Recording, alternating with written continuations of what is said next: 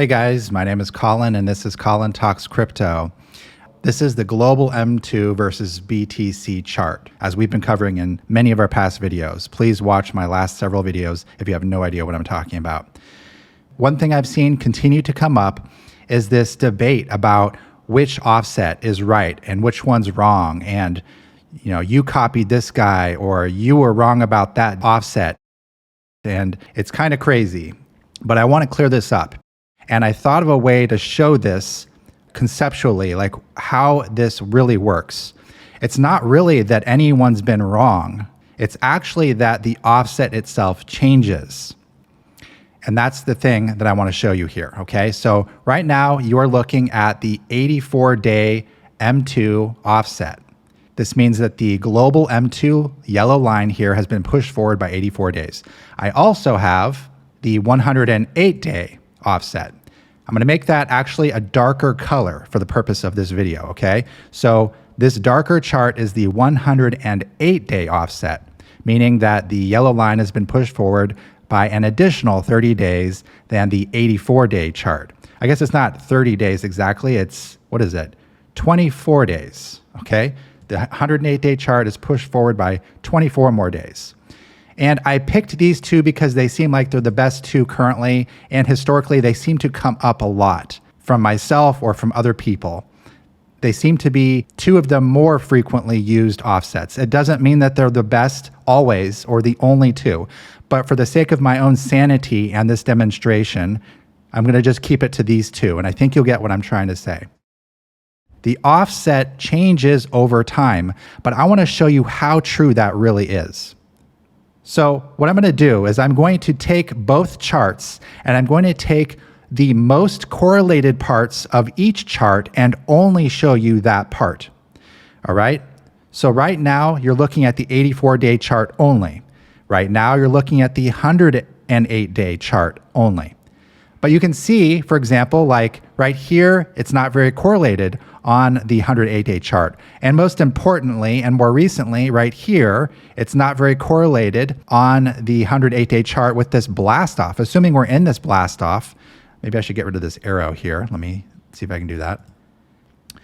You see, the 108-day is really quite off, assuming we're in this blast off. And that's kind of what's getting people's attention again. But no one was complaining when the 108-day offset correctly called the mini rally right here.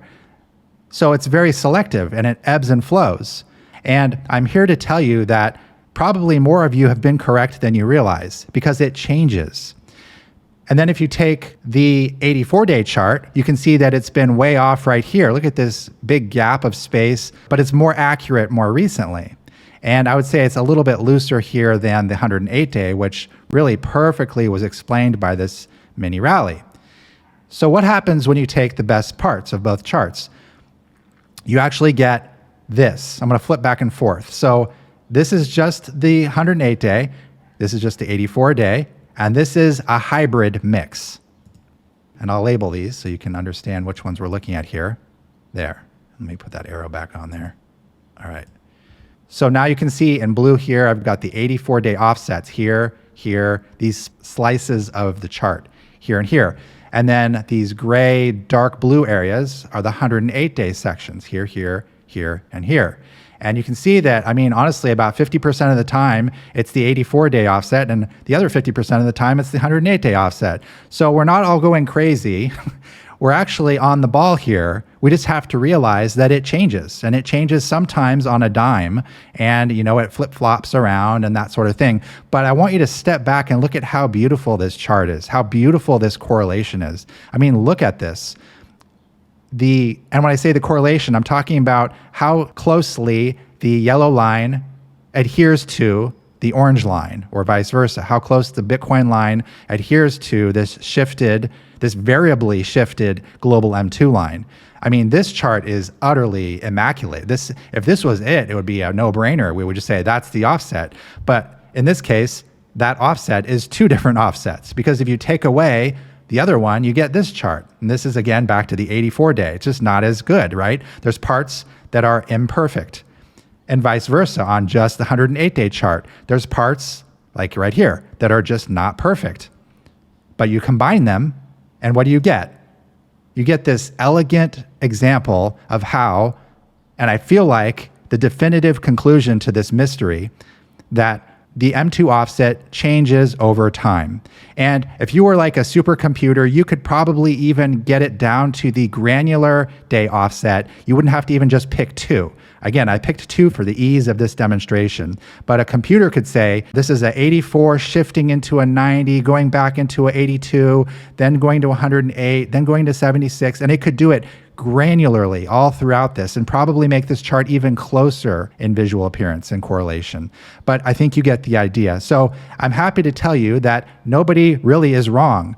We've all been right. We've all been right at different points in time. It actually makes me feel better because the proof is in front of us right here. The offset changes over time. It's never one number. It is sometimes a number for a couple of months if you're lucky. You get a 1 or 2 months in a certain range and then it shifts.